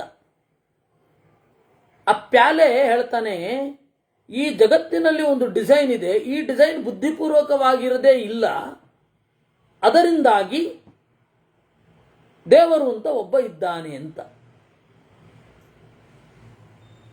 ಅವನು ವಾಚನ್ನು ಇಟ್ಟುಕೊಂಡೇ ಹೇಳೋದು, ಈ ವಾಚು ಕಾಲವನ್ನು ತೋರಿಸ್ಬೇಕು ಅಂತಂದರೆ ಒಳಗಡೆಯ ಯಂತ್ರಗಳನ್ನು ನಾವೇ ಒಬ್ಬರು ವಿನ್ಯಾಸ ಮಾಡಿದ್ದೇವೆ. ಆ ರೀತಿ ಕ್ರಮಬದ್ಧವಾಗಿ ಚಳಿಗಾಲ, ಮಳೆಗಾಲ, ಬೇಸಿಗೆ ಕಾಲಗಳು ಬರಬೇಕಾದ್ರೆ ದೇವರು ಅಂತ ಒಬ್ಬ ಇರಬೇಕು ಅಂತ ವಾದವನ್ನು ಪ್ಯಾಲೆ ಅಂತನ್ನುವವನು ಮಾಡಿದ್ದಾನೆ. ನನಗೆ ಒಂದು ಆಶ್ಚರ್ಯ ಆಗಿದ್ದೇನು ಅಂದರೆ, ಕೋಲಕಾರಂತರು ಅಂತ ಒಬ್ಬರು ಇದ್ದರು, ಶಿವರಾಮ್ ಕಾರಂತರ ಅಣ್ಣ. ಅವರು ಕೂಡ ಪರಮ ನಾಸ್ತಿಕರು. ಅವರನ್ನು ವಾದಕ್ಕೆ ಇವರು ಆಹ್ವಾನ ಮಾಡಿ ವಿದ್ಯಾಮಾನ್ಯರು ಇದೇ ಗಡಿಯಾರದ ದೃಷ್ಟಾಂತವನ್ನು ಹೇಳಿದ್ರಂತೆ. ಅದನ್ನ ಪೇದಾವರ ಸ್ವಾಮಿಗಳು ಹೇಳಿದ್ದಾರೆ. ಅದು ಆಶ್ಚರ್ಯ. ಅದು ವಿಡಿಯೋ ಇದೆ, ನೋಡಬಹುದು. ವಿದ್ಯಾಮಾನ್ಯರ ಸ್ಮರಣೆಯ ಅಂಗವಾಗಿ ಹೇಳಿದ್ದಾರೆ. ಅದೇ ವಾದವನ್ನು ಪ್ಯಾಲೆಯೂ ಹೇಳಿದ್ದ. ಅದರಲ್ಲಿ ಇವನು ಒಂದು ದೋಷವನ್ನು ತೋರಿಸ್ತಾನೆ ಅಂತ ಇಟ್ಕೊಳ್ಳಿ. ಅದು ತಾರ್ಕಿಕವಾದ ದೋಷ. ಅದನ್ನು ಮತ್ತೆ ಅವನೇನು ಪರಿಹಾರ ಮಾಡೋಲ್ಲ. ಅದಕ್ಕೆ ಮೂಲವಾದ ಅಂದರೆ ಜಗತ್ತಿನ ನಡೆಯನ್ನು ನೋಡಿಕೊಂಡು ನೀವು ದೇವರನ್ನ ಭಕ್ತಿ ಮಾಡ್ತಾ ಶಾಂತಿಯನ್ನ ಹೊಂದಬೇಕು ಅನ್ನುವ ಸಂದೇಶ ನೋಡಿ ಇಲ್ಲಿದೆ. ಯತೋ ಜಗತ್ ಸರ್ವಮಿದಂ ಪ್ರಸೂತಂ. ಯತಃ ಯಾರಿಂದ, ಇದಂ ಸರ್ವಂ ಜಗತ್ ಈ ಜಗತ್ತು ಎಲ್ಲವೂ ಕೂಡ ಪ್ರಸೂತಂ ಹುಟ್ಟಿದೆಯೋ, ತಂ ಜ್ಞಾತ್ವಾ ಅವನನ್ನು ಹೊಂದಿ, ಆತ್ಮವಂತಹ ಭಕ್ತರಾಗಿ ಶಾಂತಿಂ ಉಪಯಾಂತಿ ಮನಸ್ಸಮಾಧಾನವನ್ನು, ಭಕ್ತಿಯನ್ನು, ಸುಖವನ್ನು ಹೊಂದುತ್ತಾರೆ. ಯನ್ಮಂತ್ರ ಶಬ್ದೈರ ಕೃತ ಪ್ರಕಾಶಂ ತದುಚ್ಯಮಾನಂ ಶೃಣು ಮೇ ಪರಂ ಯತ್. ಇದು ಮಂತ್ರದಿಂದ ನಮಗೆ ಗೊತ್ತಾಗುವ ಮಂತ್ರದ ಸುತ್ತಮುತ್ತ ಇರುವ ಸಂಗತಿಗಳಾಯಿತು. ಆದರೆ ಮಂತ್ರ ಹೇಳ್ತಾ ಇದ್ರೂ ಕೂಡ ಹೊಳೆಯದ ಒಂದು ಸಂಗತಿ ಇದೆ, ಅದನ್ನು ಹೇಳ್ತೇನೆ ಕೇಳು. ಮಂತ್ರ ಹೇಳೋರು ನಾವೇ. ನಮ್ಮ ಎತ್ತರಕ್ಕನುಗುಣವಾಗಿ ಆ ಮಂತ್ರ ಅನ್ನೋದು ತನ್ನನ್ನು ತೆರೆದುಕೊಳ್ಳುತ್ತೆ. ಯಾವುದೇ ಗ್ರಂಥ ಆಗಲಿ ಅವರವರ ಎತ್ತರ ಅದಕ್ಕನುಗುಣವಾಗಿ ತೆರೆಕೊಳ್ಳುತ್ತೆ. ಯಾವುದೇ ಜಗತ್ತಿನಲ್ಲಿ ಸಾಮಾನ್ಯ ಗ್ರಂಥಗಳೇ ಹೀಗಿರಬೇಕಾದ್ರೆ ಇನ್ನು ವೇದ ಜೀವಿಗಳ ಎತ್ತರಕ್ಕೆ ತಕ್ಕಂತೆ ತೆರೆದುಕೊಳ್ಳದೇ ಇರುತ್ತಾ? ಯನ್ಮಂತ್ರ ಶಬ್ದೈರ ಕೃತ ಪ್ರಕಾಶಂ ತದುಚ್ಯಮಾನಂ ಶೃಣು ಮೇ ಪರಂ ಯತ್. ಯನ್ಮಂತ್ರ ಶಬ್ದೈ ಅಕೃತ ಪ್ರಕಾಶಂ. ವೇದವನ್ನು ಉಚ್ಚರಿಸುವಾಗಲೂ ನಮಗೆ ಯಾವುದು ಹೊಳೆಯುವುದಿಲ್ಲ, ಅದ್ರ ಬಗ್ಗೆ ಹೇಳ್ತೇನೆ ಕೇಳು. ಬಹಳ ಗಂಭೀರವಾದ ಮಾತು ಇದು. ಛಂದೋಗ ಉಪನಿಷತ್ತಿನಲ್ಲಿ 7ನೇ ಅಧ್ಯಾಯದಲ್ಲಿ ನಾರದರು ಮತ್ತು ಸನತ್ಕುಮಾರರ ಸಂವಾದ ಇದೆ. ಅದರಲ್ಲಿ ನಾರದರು ಇದನ್ನೇ ಹೇಳ್ತಾರೆ. ಏನು ಓದ್ಕೊಂಡು ಬಂದಿದೆಯಪ್ಪ ಅಂದರೆ ಋಗ್ವೇದಂ ಭಗವೋಧ್ಯೇಮಿ ಯಜುರ್ವೇದಂ ತಾಮವೇದ ಮಾತರ್ಮಣಂ ಇತಿಹಾಸ ಪುರಾಣಂ ಪಂಚಮಂ ವೇದಾನಾಂ ವೇದಂ ಎಲ್ಲ ಗೊತ್ತಿದೆ. ಆದರೆ ಸೋಹಂ ನಾಮವಿದೇವಾಸ್ಮಿ ನಾತ್ಮವಿತ್, ನನಗೆ ನಾಮ ಗೊತ್ತಿದೆ ಆತ್ಮ ಗೊತ್ತಿಲ್ಲ ಅಂತ. ಹೀಗಾಗಿ ವೇದ ಮಂತ್ರಗಳಿಂದ ಒಂದು ದೇವರನ್ನು ಪಡಿಬೇಕಾದ್ರೆ, ವೇದ ಮಂತ್ರಗಳನ್ನು ಅರ್ಥೈಸಿಕೊಂಡು ಎತ್ತರಕ್ಕೆ ಏರಬೇಕಾದ್ರೆ ಒಂದು ಮಾನಸಿಕ ಸಿದ್ಧತೆ ಬೇಕು. ಮೊದಲು ಅದು ಹೊಳೆಯಲ್ಲ. ಕೃಷ್ಣ ಕೂಡ ಇದನ್ನೇ ಹೇಳಿದ್ದಾನೆ. ಶ್ರುತಿ ವಿಪ್ರತಿಪನ್ನಾತೆ ಯದಾ ಸ್ಥಾಸ್ಯತಿ ನಿಶ್ಚಲ ಸಮಾಧಾವಚಲ ಬುದ್ಧಿ ಅಂತ. ಶ್ರುತಿ ವಿಪ್ರತಿಪನ್ನ, ಬುದ್ಧಿ ಅನ್ನೋದು ಸಹಜವಾಗಿ ವೇದಕ್ಕೆ ವಿರುದ್ಧವಾಗಿಯೇ ಓಡೋದು. ಕ್ರಮೇಣ ಮಾಗಿ ಅದಕ್ಕೆ ಸಾವಿರಾರು ಕಾರಣಗಳಿರುತ್ತೆ. ನಮ್ಮ ಸುತ್ತಲಿನ ಪರಿಸರ ಇರುತ್ತೆ, ನಮ್ಮ ದೇಹದ ಉಕ್ಕುವ ಯೌವನ ಕಾರಣ ಆಗಿರುತ್ತೆ, ಅನೇಕ ತಪ್ಪು ನಡೆಗಳಿರುತ್ತೆ, ಅಪಕ್ವರಾಗಿರ್ತೇವೆ. ಕ್ರಮೇಣ ಪಕ್ವತೆ ಬರ್ತಾ ಇದ್ದ ಹಾಗೇನೆ ಅದೇ ವೇದವನ್ನು ಬಿಡದೆ ಯೋಚನೆ ಮಾಡ್ತಾ ಇದ್ದಾಗ ಅದು ತೆರ್ಕೊಳ್ತಾ ಹೋಗುತ್ತೆ. ಒಮ್ಮೆಲೆ ಹೆಂಗೆ ಮೆಚುರಿಟಿ ಒಮ್ಮೆಲೆ ಹೆಂಗೆ ಬಂದ್ಬಿಡುತ್ತೆ? ಕ್ರಮೇಣವೇ ಬರಬೇಕಲ್ವಾ? ಕೆಲವೊಬ್ಬರಿಗೆ ಪೂರ್ವಪ್ರಸಾದ ಲಬ್ಧವಾದದ್ದು, ದೇವಪ್ರಸಾದ ಲಬ್ಧವಾದದ್ದು ಆರಂಭದಲ್ಲೇ ಮೆಚುರಿಟಿ ಬಂದಿರುತ್ತೆ. ಇವಾಗ ನಮಗೆಲ್ಲ ಅಯ್ಯೋ ದೇವರೇ ಎಷ್ಟು ಇಮ್ಮೆಚೂರ್ ಆಗಿ ಅವಾಗ ಕೆಲಸ ಮಾಡ್ತಾ ಇದ್ವಿ ಅಂತ ಈಗ ಅನ್ಸುತ್ತೆ. ಏನು ಇಷ್ಟು ನಮಗೆ ಹೊಳಿಲಿಲ್ವಲ್ಲ ಅವತ್ತು ಅಂತ ಅನ್ಸುತ್ತೆ. ಅದು ಅವನ ಒಂದು ನಿರ್ಧಾರ. ಇವತ್ತೆಲ್ಲ ನನ್ನ ಹಿಂದಿನ ದಿನಗಳನ್ನು ನೋಡ್ತಾ ಇದ್ದರೆ ನಾನು ಅರ್ಥ ಮಾಡ್ತಾ ಇದ್ದ ರೀತಿ, ನಾನು ಇದು ತೀರಾ ಬಾಲಿಶ ಅನ್ಸುತ್ತೆ. ನನ್ನ ಬಿಹೇವಿಯರ್ಸೇ ಆಗಿರಬಹುದು. ಎಷ್ಟು ಬಾಲಿತವಾಗಿ ನಾನು ಮಾಡ್ತಾ ಇದ್ದೆ ಅಂತ. ದೇವರ ದಯ ಅದು ನಮ್ಗೆ ಗೊತ್ತಾಯಿತು. ಗೊತ್ತಾಗದೇನೆ ಇದ್ಬಿಟ್ಟಿದ್ದಿದ್ರೆ. ಹೀಗಾಗಿ ವೇದ ಮಂತ್ರ ಅನ್ನೋದು ಅರ್ಥ ಆಗಬೇಕು ಅಂತಾದರೆ ಸಹಜ ಕೆಲವು ಕಾಲ ಕಳೆಯಲೇಬೇಕು. ಮೊದಲು ವೇದಕ್ಕೆ ವಿರುದ್ಧವಾಗಿರುತ್ತೆ. ಶ್ರುತಿ ವಿರೋಧಂ ಪ್ರತಿಪನ್ನ ಸತಿ ಬುದ್ಧಿ ಶ್ರುತಿಂ ವಿಶೇಷೇಣ ಪ್ರತಿಪನ್ನ ಭವತಿ ಅಂತಾರೆ ಆಚಾರ್ಯರು. ವೇದಕ್ಕೆ ವಿರುದ್ಧವಾಗಿ ಸಾಗಿರೋದು ಕ್ರಮೇಣ ವೇದಕ್ಕೆ ಅನುಗುಣವಾಗಿ ಸಾಗುತ್ತೆ ನಮ್ಮ ಪ್ರಜ್ಞೆ. ಹಾಗೆ ಆ ಲೆವೆಲ್ಲಿನಲ್ಲಿ ಇಲ್ಲಿ ಹೇಳ್ತಾ ಇರೋದು ಯನ್ಮಂತ್ರ ಶಬ್ದೈರಕೃತ ಪ್ರಕಾಶಂ, ಯಾವುದು ಮಂತ್ರ ಶಬ್ದಗಳಿಂದ ಅಕೃತ ಪ್ರಕಾಶಂ, ಯಾವುದಕ್ಕೆ ಬೆಳಕು ಬೀರುವುದಿಲ್ಲವೋ, ಯನ್ಮಂತ್ರ ಶಬ್ದೈ ಅಕೃತ ಪ್ರಕಾಶಂ, ಮಂತ್ರ ಶಬ್ದಗಳಿಂದ ಅಕೃತ ಪ್ರಕಾಶಂ, ಬೆಳಕು ಬೀರುವುದಿಲ್ಲ. ಯನ್ಮಂತ್ರ ಶಬ್ದೈ ಅಕೃತ ಪ್ರಕಾಶಂ, ಆಗ ಏನಾಗತ್ತೆ ಹೇಳಬೇಕಾಗತ್ತೆ. ಆಮೇಲೆ ಅದಕ್ಕೆ ಅನುಗುಣವಾಗಿ ನೋಡ್ಲಿಕ್ಕೆ ಶುರು ಮಾಡುತ್ತಾರೆ. ತದುಚ್ಯಮಾನಂ ಶೃಣು ಮೇ ಪರಂ ಯತ್, ಅದನ್ನು ಹೇಳ್ತೇನೆ ಕೇಳು. ಅದರಿಂದಾಗಿ ವೇದ ಹೇಳ್ತಾ ಇರೋದು ಇದನ್ನ. ಆದರೆ ನನಗೀಗ ವೇದದಿಂದ ಅದು ಅರ್ಥ ಆಗ್ತಾ ಇಲ್ಲ, ನಾನು ಅದನ್ನು ತಿಳ್ಕೊಳ್ಬೇಕು ಅನ್ನುವ ಗುರಿ ಮುಟ್ಟಿದಾಗ ನಿನ್ನ ಮನಸ್ಸಿನ ಅಪ್ರೌಢತೆ ಗೊತ್ತಾಗ್ತಾ ಹೋಗುತ್ತೆ. ಅದು ಅರ್ಥ ಆದಮೇಲೆ ಮನಸ್ಸನ್ನು ಶೋಧನೆ ಮಾಡ್ಕೊಳ್ಳಿಕ್ಕೆ ಶುರು ಮಾಡ್ತಾನೆ.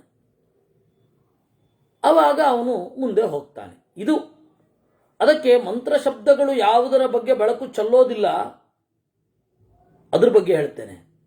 ಅಂದರೆ ಅದು ಮಂತ್ರ ಅದನ್ನು ಹೇಳ್ತಾ ಇರುತ್ತೆ, ನಮಗೆ ಅರ್ಥ ಆಗಲಿಕ್ಕೆ ಮನಸ್ಸು ಸಾಮರ್ಥ್ಯ ಇರಲ್ಲ.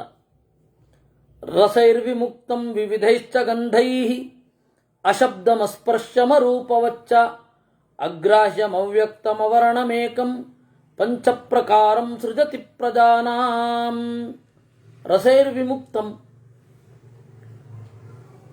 ರಸಗಳು ಅದನ್ನು ಮುಟ್ಟುವುದಿಲ್ಲ, ದೇವರನ್ನು ರುಚಿ ನೋಡ್ಲಿಕ್ಕೆ ಬರಲ್ಲ. ಆದರೆ ರಸನೇಂದ್ರಿಯವನ್ನು ಸೃಷ್ಟಿ ಮಾಡಿದ್ದು ಅದೇ ಶಕ್ತಿ. ವಿವಿಧೈಶ್ಚ ಗಂಧೈಹಿ, ದೇವರ ಪರಿಮಳ ಹರಿದು ಬರೋಲ್ಲ, ಆದರೆ ಈ ಪರಿಮಳವನ್ನು ಆಘ್ರಾಣಿಸುವ ಮೂಗನ್ನು ಸೃಷ್ಟಿ ಮಾಡಿದ್ದು ಇದೇ ಶಕ್ತಿ. ಶಬ್ದಕ್ಕೆ ನಿಲುಕೋದಿಲ್ಲ, ಆದರೆ ಶಬ್ದದ ಬಗ್ಗೆ ಅರಿವು ಮೂಡಿಸುವುದು ಇದೇ ಶಕ್ತಿ. ಅಸ್ಪರ್ಶಂ, ಮುಟ್ಟುವುದಕ್ಕಾಗುವುದಿಲ್ಲ, ನಮ್ಮನ್ನು ಮುಟ್ಟುವಂತೆ ಮಾಡಿದ್ದು ಅದೇ ಶಕ್ತಿ. ಅರೂಪವಚ್ಚ, ನಮಗೆ ಆ ರೂಪ ಕಾಣಲಿಕ್ಕಾಗಲ್ಲ, ಆದರೆ ಕಾಣದ ಅದು ಕಾಣುವ ಇದನ್ನು ಸೃಷ್ಟಿ ಮಾಡಿದ್ದದೆ. ಇದನ್ನ ನಾರಾಯಣ ಪಂಡಿತಾಚಾರ್ಯರು ಬಹಳ ಸೊಗಸಾಗಿ ಅವ್ಯಕ್ತ ವ್ಯಕ್ತಮಸೃಜತ್ ಅಂತಾರೆ. ಅಲ್ಲಿ ಎರಡು ರೀತಿ ಪದಚ್ಛೇದ ಇದೆ.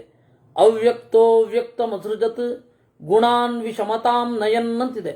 ಅವ್ಯಕ್ತ ಅವ್ಯಕ್ತಮಸೃಜತ್, ಅವ್ಯಕ್ತ ವ್ಯಕ್ತಮಸೃಜತ್ ಅಂತ ಎರಡು ರೀತಿ ಪದಚ್ಛೇದ ಆಗತ್ತೆ. ಕಾಣದ ತತ್ವ ಪೂರ್ತಿ ಅರ್ಥವಾಗದ್ದನ್ನು ಸೃಷ್ಟಿ ಮಾಡಿತು. ಪ್ರಕೃತಿ ಯಾರಿಗ ಅರ್ಥ ಆಗಿದೆ? ಕಾಣದ ಶಕ್ತಿ ಅವ್ಯಕ್ತಂ ಅವ್ಯಕ್ತಮಸೃಜತ್, ಕಾಣದೇ ಇರುವ ಪ್ರಪಂಚವನ್ನ ಸೃಷ್ಟಿ ಮಾಡಿತ್ತು. ಹೀಗೆ ಪಂಚಪ್ರಕಾರಂ ಏಕಂ, ಅದೊಂದೇ ತತ್ವ. ಪಂಚಪ್ರಕಾರಂ ಸೃಜತಿ ಪ್ರಜಾನಾಂ, 5 ತರಹದ ಜಗತ್ತನ್ನು ಸೃಷ್ಟಿ ಮಾಡಿತ್ತು. ನ ಸ್ತ್ರೀ ಪುಮಾನ್ ನಾಪಿ ನಪುಂಸಕಂ ವಾ ನ ಸನ್ನ ಚಾಸತ್ ಸದಸಚ್ಚ ತನ್ನ ಪಶ್ಯಂತಿ ಯದ್ಬ್ರಹ್ಮವಿದೋ ಮನುಷ್ಯಾಃ ತದಕ್ಷರಂ ನಕ್ಷರತೀತಿ ವಿದ್ಧಿ.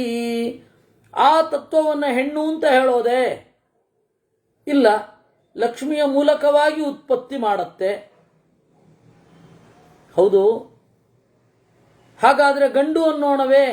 ಇಲ್ಲ, ನಾಭಿಕಮಲದಿಂದ ಹೊಕ್ಕಳಲ್ಲಿರುವ ತಾವರೆಯಿಂದ, ಹೊಕ್ಕಳಲ್ಲಿ ಲೋಕವೆಂಬ ತಾವರೆಯನ್ನು ಹುಟ್ಟಿಸಿ ಲಕ್ಷ್ಮಿ ಇಲ್ಲದೆ ಬ್ರಹ್ಮಾಂಡವನ್ನು ಸೃಷ್ಟಿಯೂ ಮಾಡಿದೆ. ಅದರಿಂದಾಗಿ ನ ಸ್ತ್ರೀ ಪುಮಾನ್. ಹೌದಾ? ಹಾಗಾದರೆ ಅದು ಎರಡೂ ಅಲ್ಲದೆ ಇರಬೇಕು. ನನಪುಂಸಕಂ ವಾ, ಎರಡೂ ಅಲ್ಲದೆಯೂ ಅಲ್ಲ, ಆದರೆ ಎರಡೂ ಆಗಿದೆ. ನ ಸನ್ನ ಚಾಸತ್ ಸರಸಚ್ಚ ತನ್ನ. ಹಾಗಾದರೆ ಕಾಣೋದಾ ಅದು?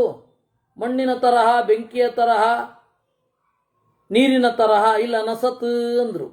ಹಾಗಾದರೆ ಗಾಳಿ ಆಕಾಶ ಥರ ಯಾವತ್ತೂ ಕಾಣೋದೇ ಇಲ್ವಾ? ನ ಚಾಸತ್ ಅಂದ್ರು. ಎರಡು ಒಟ್ಟಿಗೆ ಕೂಡಿದ್ಯಾ? ಇಲ್ಲ, ನ ಸದಸತ್ ಸದಸಚ್ಚ ತನ್ನ ಪಶ್ಯಂತಿ ಯದ್ಬ್ರಹ್ಮವಿದೋ ಮನುಷ್ಯಾ.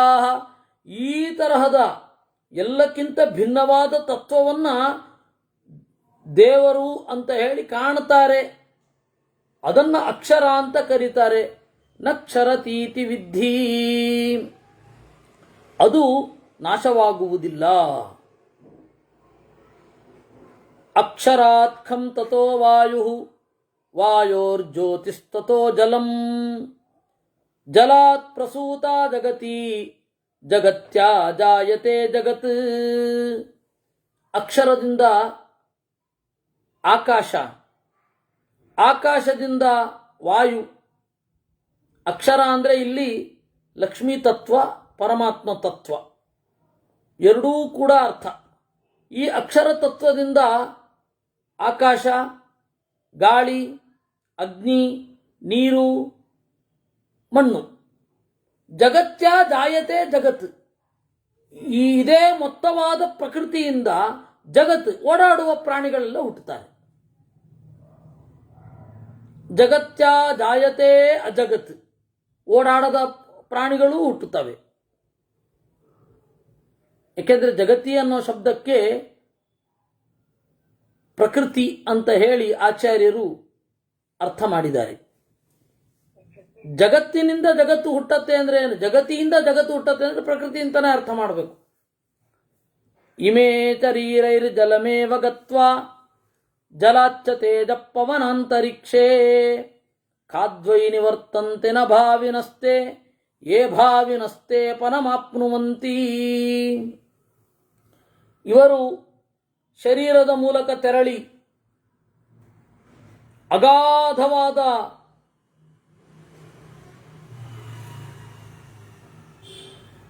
ಆಕಾಶದಲ್ಲಿ ತಿರುಗುತ್ತಾ ನೀರಾಕ್ತಾರೆ, ಅಂದರೆ ರೇತಸ್ಸಿನಲ್ಲಿ ಬರ್ತಾರೆ. ರೇತಸ್ಸು ಮತ್ತೆ ಅಗ್ನಿಯ ಸಂಯೋಗ ಆಗತ್ತೆ,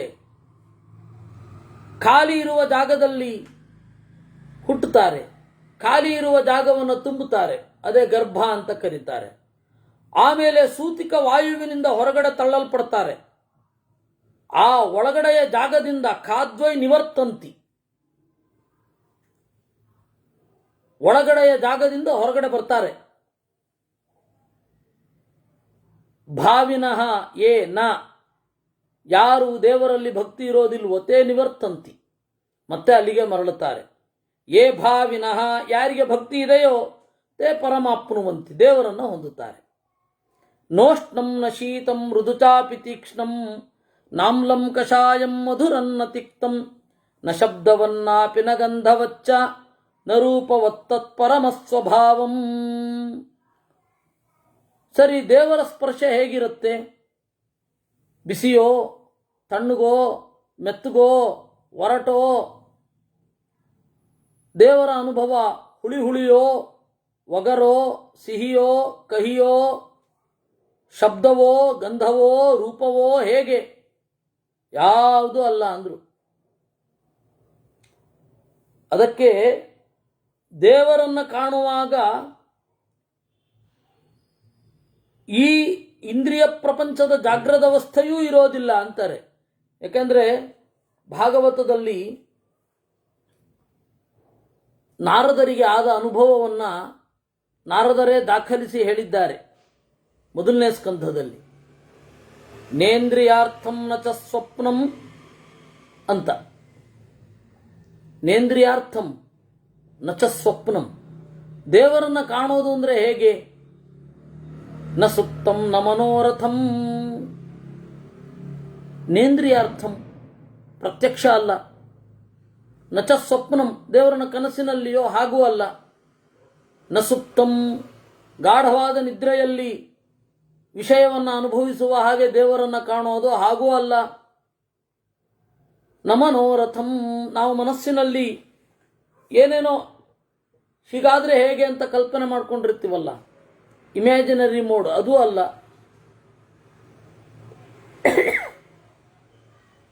ಅದರಿಂದ ನರೂಪವತ್ತತ್ಪರಮಸ್ವಭಾವಂ, ಆ ತರಹದ ಅತ್ಯಂತ ಉತ್ಕೃಷ್ಟವಾದ ಸ್ವಭಾವವನ್ನು ಇದು ಹೊಂದಿದೆ. ಸ್ಪರ್ಶಂ ತನುರ್ವೇದ ರತಂಚ ಜಿಹ್ವಾ ಘ್ರಾಣಂಚ ಗಂಧಂ ತ್ರವಣಂಚ ಶಬ್ದಂ ರೂಪಾಣಿ ಚಕ್ಷುರ್ನ ಚ ತತ್ಪರಂ ಯತ್ ಗೃಹ್ಣಂತ್ಯನಧ್ಯಾತ್ಮವಿದೋ ಮನುಷ್ಯಾ. ಶರೀರಕ್ಕೆ ಸ್ಪರ್ಶ ಸಿಗುತ್ತೆ, ನಾಲಿಗೆಗೆ ರಸ ಸಿಗುತ್ತೆ, ಮೂಗಿಗೆ ಪರಿಮಳ ಸಿಗುತ್ತೆ, ಕಿವಿಗೆ ಶಬ್ದ ಸಿಗುತ್ತೆ, ಕಣ್ಣಿಗೆ ರೂಪಗಳು ಸಿಗುತ್ತೆ. ಅನಧ್ಯಾತ್ಮವಿದೋ ಮನುಷ್ಯಾ ಗೃಹ್ಣಂತಿ, ಅಧ್ಯಾತ್ಮವನ್ನು ತಿಳಿಯದವರು ಇದನ್ನು ತಿಳಿದಿರಲ್ಲ. ಅದು ಹೆಂಗೆ ಸಿಗತ್ತೆ ಅನ್ನೋದೇ ಗೊತ್ತಿರಲ್ಲ. ಸಿಗಲಿಕ್ಕೆ ಒಂದು ನಮ್ಮ ಕೈ ಮೀರಿದ ಒಂದು ಮೆಕ್ಯಾನಿಸಮ್ ಇದೆ ಅನ್ನೋದು ಗೊತ್ತಿರಲ್ಲ. ನಮ್ಮ ಬಗೆಗೆ ಅಷ್ಟು ಅಜ್ಞಾನ ನಮಗಿರುತ್ತೆ. ನಿವರ್ತಯಿತ್ವಾ ರತನಾಮೃತೇಭ್ಯೋ ಘ್ರಾಣಂಚ ಗಂಧಾಶ್ರವಣಂಚ ಶಬ್ದಾತ್ ಸ್ಪರ್ಶಾತ್ತನಂ ರೂಪಗುಣಾಚ್ಚ ಚಕ್ಷುಃ ತತಃಪರಂ ಪಶ್ಯತಿ ತಂ ಸ್ವಭಾವಂ. ರಸಗಳಿಂದ ನಾಲಿಗೆಯನ್ನು ಹಿಂದೆಗೆದು, ಗಂಧದಿಂದ ಮೂಗನ್ನು ಹಿಂದೆಗೆದು, ಶಬ್ದದಿಂದ ಕಿವಿಯನ್ನು ಹಿಂದೆಗೆದು, ಮುಟ್ಟುವ ಬಯಕೆಯಿಂದ ದೇಹವನ್ನು ಕಟ್ಟಿಹಾಕಿ, ರೂಪವನ್ನು ಕಾಣಲು ತವಕಿಸುವ ಕಣ್ಣನ್ನು ಮುಚ್ಚಿ ದೇವರನ್ನು ಕಾಣುತ್ತಾನೆ. ಯತೋ ಗೃಹೀತ್ವಾ ಹಿ ಕರೋತಿ ಯದ್ಯತ್ ಯಸ್ಮಿನ್ಶ್ಚ ಯಾಮಾರಭತೆ ಪ್ರವೃತ್ತಿಂ ಯಸ್ಮೈ ಚ ಯದ್ಯೇನ ಚ ಯಶ್ಚ ಕರ್ತ ಯತ್ಕಾರಣಂ ತತ್ಸ್ವಮುಪೇಯಮಾಹುಃ. ಅದಕ್ಕಾಗಿ ಮನುಷ್ಯ ತನ್ನ ಒಳಗನ್ನ ತಾನೇ ಕಾಣಬೇಕು, ಇಂಟ್ರೋಸ್ಪೆಕ್ಷನ್ ಅಂತಾರಲ್ಲ ಹಾಗೆ. ಎಲ್ಲಿ ಹುಡುಕೋದು ಅವನ್ನ? ಇಲ್ಲೇ ಹುಡುಕ್ಬೇಕು. ಪ್ರಹ್ಲಾದ ಸಪ್ತಮ ಸ್ಕಂದದಲ್ಲಿ ಹೇಳ್ತಾನಲ್ಲ, ಇಹೈವ ಪುರುಷೋ ಮೃಗ್ಯ ನೇತಿ ನೇತೀತಿ ಅತತ್ ತ್ಯಜನ್ ಅಂತ. ಇಲ್ಲೇ ಹುಡುಕ್ಬೇಕು. ಕಣ್ಣು ಕಾಣ್ತಾ ಇದೆ, ಕಾಣುವ ಕಣ್ಣು ದೇವರಲ್ಲ, ಈ ಕಾಣುವ ಕ್ರಿಯೆಯೂ ದೇವರಲ್ಲ, ಕಣ್ಣಿನ ಹಿಂದೆ ಇರುವ ನರಗಳೂ ದೇವರಲ್ಲ. ಹಾಗೆ ಇಡೀ ಶರೀರದ ಒಳಗಡೆ ಅವನ ಹುಡುಕಾಟ ನಡೆಸಬೇಕು ಅಂತಾರೆ. ಯಚ್ಚಾಪಿ ಪೂರ್ವಾ ಪರಸಾಧಕಂಚ ಯನ್ಮಂತ್ರಮರ್ಚಿಷ್ಯತಿ ಸರ್ವಲೋಕಃ ಯಸ್ಸರ್ವಹೇತು ಪರಮಾರ್ಥಕಾರಿ ತತ್ಕಾರಣಂ ಕಾರ್ಯಮತೋ ಯದನ್ಯತ್. ಯಾವುದು ಹಿಂದಿನದ್ದನ್ನು ಮುಂದಿನದ್ದನ್ನು ಸಾಧಿಸುತ್ತದೋ, ಯಾವ ಮಂತ್ರವನ್ನು ಎಲ್ಲ ಲೋಕವೂ ಮೆಚ್ಚುತ್ತದೋ, ಯಾವುದು ಎಲ್ಲಕ್ಕೂ ಕಾರಣವೋ, ಯಾವುದು ಪರಮಾರ್ಥಕರವೋ ಅದನ್ನ ಕಾರಣ ಅಂತ ಕರೀತಾರೆ. ಆ ಕಾರಣವನ್ನು ದೇವರು ಅಂತ ಅನ್ಕೊಳ್ಬೇಕು, ಕಾರ್ಯವನ್ನಲ್ಲ. ಕಾರ್ಯ ದೇವರಲ್ಲ ಅಂದರೆ ಹುಟ್ಟುವುದು, ಉತ್ಪನ್ನವಾಗುವುದು ಅದ್ಯಾವುದು ದೇವರಲ್ಲ ಅಂತ. ಯಥಾಚ ಕಶ್ಚಿತ್ ಸ್ವಕೃತೈರ್ಮನುಷ್ಯ ಶುಭಾಶುಭಂ ಪ್ರಾಪ್ನುತೆ ಚ ವಿರೋಧಾತ್ ಏವಂ ಶರೀರೇಷು ಶುಭಾಶುಭೇಷು ಸ್ವಕರ್ಮಭಿರ್ಜ್ಞಾನಮಿದಂ ನಿಬದ್ಧಂ. ಯಾರೋ ಒಬ್ಬ ತನ್ನ ಕರ್ಮಗಳಿಂದ ಶುಭಾಶುಭವನ್ನು ಪಡಿತಾನೆ, ಹಾಗೆ ತನ್ನ ಕರ್ಮದಿಂದ ಜ್ಞಾನವನ್ನು ಪಡಿತಾನೆ. ಕರ್ಮವೇ ಜ್ಞಾನವಲ್ಲ. ಜ್ಞಾನ ಅನ್ನೋದು ಸಾಫ್ಟ್ ಸ್ಕಿಲ್, ಅದು ಯಾವುದಕ್ಕೂ ಸಿಗದೇ ಇರೋದು, ಅದು ಹಾರ್ಡರ್ ಅಲ್ಲ. ಜ್ಞಾನ ಹೀಗೆ ಅಂತ ತೆಗೆದು ತೋರಿಸ್ಲಿಕ್ಕಾಗತ್ತಾ? ಅದನ್ನು ಅದೇ ಮರ್ಯಾದೆಯಲ್ಲಿ ಅದು ಜ್ಞಾನ ಅಂದರೆ ತಿಳುವಳಿಕೆ ಅಷ್ಟೆ, ತೋರಿಸ್ಲಿಕ್ಕಾಗಲ್ಲ. ಆ ರೀತಿ ಕಾರಣವೆನಿಸಿದ ಜ್ಞಾನ ಹೇಗೆ ಅಗೋಚರವೋ, ಆ ಅಗೋಚರವಾದ ಜ್ಞಾನಕ್ಕೂ ಕಾರಣನಾದವನು ಹಾಗೆ ಅಗೋಚರ ಅಂತ ತಿಳಿಬೇಕು ಅನ್ನುವಲ್ಲಿಗೆ 33ನೇ ಶ್ಲೋಕವನ್ನು ನಾವು ನೋಡಿದ್ದೇವೆ. ನಾಳೆ ಏಕಾದಶಿ. ಕೆಲವರಿಗೆ ಗೊಂದಲ ಬಂದಿದೆ, 2 ಏಕಾದಶಿಯ ಒಂದ ಅಂತ. ದೃಗ್ಗಣಿತದ ಪ್ರಕಾರ ಒಂದೇ ಏಕಾದಶಿ.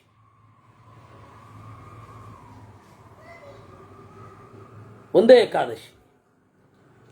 ಮಾರನೇ ದಿವಸ 10:23ಕ್ಕೆ ಅಂದರೆ ದ್ವಾದಶಿ ದಿವಸ 10:23ಕ್ಕೆ ಅದು ಹರಿವಾಸರ ಇರೋದು, ಅಂದರೆ ಇನ್ನು ಏಕಾದಶಿ ಇರುತ್ತೆ.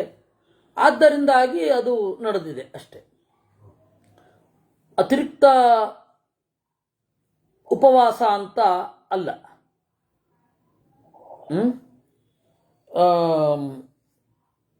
ಅದರಿಂದಾಗಿ ಏಕಾದಶಿ ಬಗ್ಗೆ ಗೊಂದಲ ಬೇಡ. ನಾಳೆ ಒಂದು ಏಕಾದಶಿ, ನಾಡಿದ್ದು ಮಧ್ಯಾಹ್ನ ಮುಗಿದೋಗ್ಬಿಡುತ್ತೆ. ಅಂದರೆ 10:20 10:20ಕ್ಕೋ 10:22ಕ್ಕೋ ಮುಗಿದು ಹೋಗ್ಬಿಡುತ್ತೆ. ಅದು ಸೂರ್ಯೋದಯದ ಮೇಲೇ ಡಿಪೆಂಡ್ ಆಗುತ್ತೆ. ಅದರಿಂದಾಗಿ ಗೊಂದಲ ಮಾಡಿಕೊಳ್ಬೇಡಿ. ಇಷ್ಟನ್ನು ಹೇಳಿ ಈ ಚಿಂತನೆಯನ್ನು ಮುಗಿಸಬಹುದು. ಮತ್ತೆ ನಾಳೆ ಭೇಟಿ ಮಾಡೋಣ. ಕೃಷ್ಣಾರ್ಪಣಮಸ್ತು.